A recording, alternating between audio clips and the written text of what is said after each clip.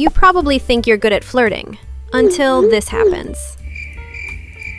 You're staring at your phone, panicking because somehow you ran out of words with the one guy you've already planned your imaginary wedding with. But how do some girls make it look effortless while you're stuck buffering like bad Wi-Fi? Well, it's all about strategies. Real, intentional tactics that make the conversation and you unforgettable. Because flirting is actually the foundation of your entire relationship. The way you set the tone in those first conversations decides everything. Who's leading, who's chasing. If you start by chasing too hard, don't expect that dynamic to magically flip later. And once you learn the rules, you'll never freeze in these scenarios again. So let's start with scenario 1. Let's call him Tom. You know the type. The guy you keep seeing on the bus, or the one at the gym who somehow always shows up at the same time as you. But what if I told you that before you even say a word, he's already decided if he's into you or not? The trick isn't in what you say, it's what you signal. Create micro moments, eye contact, posture, a smile that lingers a heartbeat too long. Why? Because before you even speak, he's already decided if there's chemistry. But for most of us, what we do here depends on what we see in movies and reels. And let's face it, it might end up looking like this. So instead, we're going to do something way less creepy. Subtle, but effective. I call this the model smirk. And boy, does it work like magic. If you think that's just not you, then try the dove eyes. That soft, lingering look. Trust me, guys aren't mind readers, but they notice when you hold eye contact just a second longer, or flash that quick, knowing smile. That's the moment he starts thinking about making the first move. And when he finally talks to you, that's where most girls blow it. Instead, this is what you're gonna do. So, do you live here? Nope, just here to steal from apartment 4A. It's unexpected, funny, and memorable. The goal is simple. Leave him curious enough to keep thinking about you. Here's how to use that same energy anywhere. Now, let's say you're in a gym. You come here often, or is today one of those rare appearances? Only when I start feeling guilty about my snack choices. If he follows that with What are you training for, exactly? Revenge. it's humor mixed with confidence that creates instant attraction. But the real secret? How you end the conversation. Never let it trail off awkwardly. Instead, end it on a high. Ideally, right after you've made him laugh or gotten his number. Psychologists call this the peak end rule. We remember the peak of an experience and the way it ended. So if you close on a high note, that's the version of you he'll replay in his mind all day, which is exactly what you want.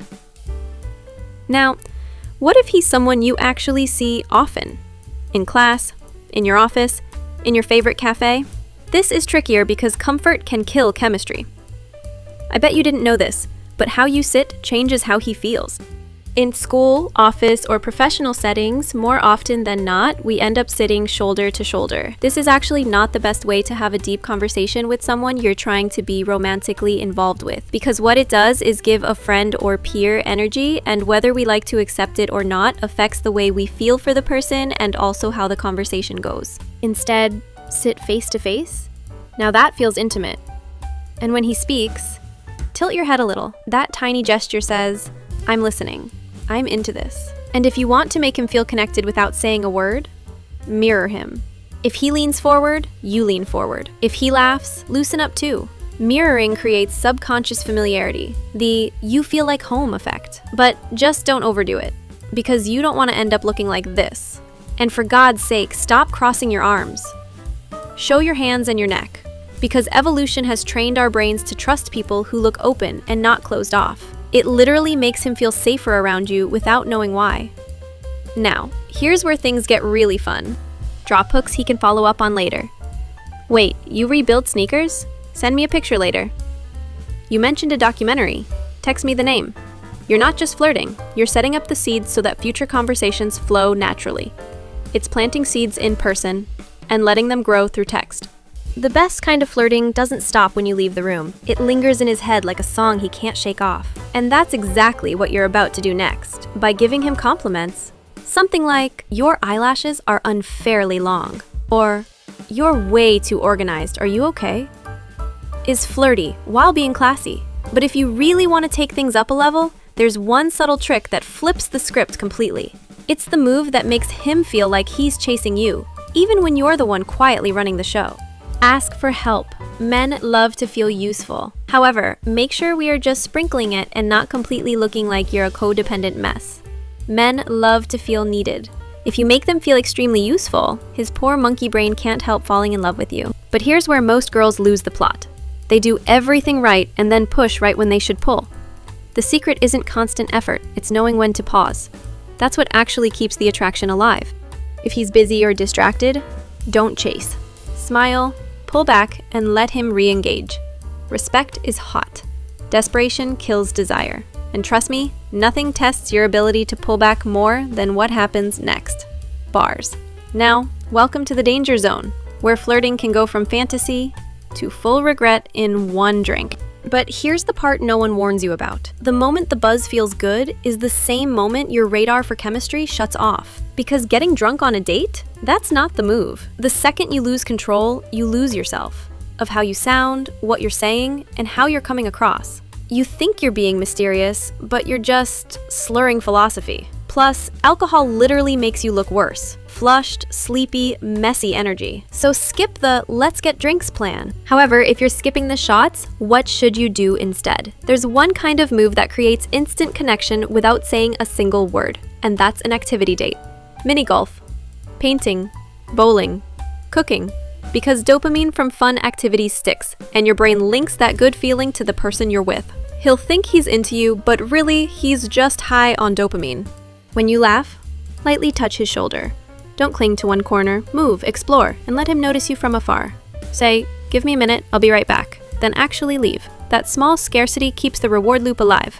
But the most powerful move of all doesn't come from touch, it comes from attention. Because the smallest detail can make him feel like the only person in the room. People light up when they hear their own name. It's primal. Just don't overdo it. You're not a telemarketer. Even a casual, I actually really like your name, can land harder than any pickup line. And if you really want to leave a mark long after you've walked away, go sensory. People forget words, but scent rewires memory. Surveys suggest that scent is the second thing after physical appearance that men pay attention in a woman, making it crucial in attraction. Then, of course, there are the visuals, the effortless gestures that say everything without words. These are your cinematic cues. The hair twisting, the lip licking, touching your neck. And done right, they hit harder than any line. But here's what most people forget. All that effort, all those gestures, they only get you halfway. Because sooner or later, it all ends up in texts. Whether you met at a party, a cafe, or on the street, you're going to text. And knowing how to do it right, that's where the real game begins. Texting is where most people lose the spark they built in person. So before you send that first message, you need to understand how digital energy actually works. Rule 1 is to match his rhythm. Slow replies? Don't panic or jump to the conclusion that he's just not into you. People have lives, sis. However, your calm confidence is your power. If he is taking a little longer to reply, then you do the same. Once you've matched his rhythm, it's time to layer in tone. Because words alone can't carry emotion. This is where emojis work like a charm. But how do you actually keep him hooked and wanting to reply right away? It's simpler than you think. Start by asking open-ended questions. The kind that can't be answered with a yes or no. Then mix in funny, random stories that make him feel like he's getting to know the real you. When you say something like, "You won't believe what happened to me yesterday," you instantly create curiosity and momentum. It's not gossip, it's texture. It makes your texts feel alive. But if you really want your messages to stand out in his inbox, it's not about what you say. It's about how you make him feel. And that starts with the right kind of compliment. When it comes to compliments, remember that the ones that truly hit different aren't about how he looks. They're about who he is. Say something like, "I love how focused you are," or "I like that you actually care about stuff." Those lines go straight to his ego, but in a way that feels genuine and thoughtful. And that's what men remember. And if you are still worried about running out of things to say, there's one question that never fails to pull a conversation back to life. Where did you grow up? Is that classic line that's playful, surface level, yet somehow extremely deep and real. But here's the thing. The real secret to making someone truly obsessed with you has nothing to do with looks or even charm. It's about understanding the side of them that almost no one else ever notices. Everyone has a hidden side, a shadow self, the version of themselves they don't always show but secretly wish someone would notice. When you recognize that side and mention it softly, they feel seen in a way most people never make them feel. And that moment, that spark of emotional recognition, that's what slowly turns curiosity into obsession. There's always a moment when the small talk fades and you sense there's something deeper behind their smile. If you can touch that part of them, that's when things start to shift. But once that spark is lit, you can't just let it fade. You have to feed it. The question is, how do you keep that energy alive when the only thing between you is a screen? Send voice notes, because your tone adds warmth that text alone can't convey. Share a quick picture from your day, not a photo shoot, just something real. And if he's absolutely terrible at texting, laugh it off and say, you know what, just call me instead. Sometimes chemistry works best in real time. So remember, flirting is never as casual as men would want you to believe. They're about controlling the vibe, creating a little tension, and leaving him with just enough mystery to keep thinking about you long after you've left. This isn't manipulation, it's emotional intelligence.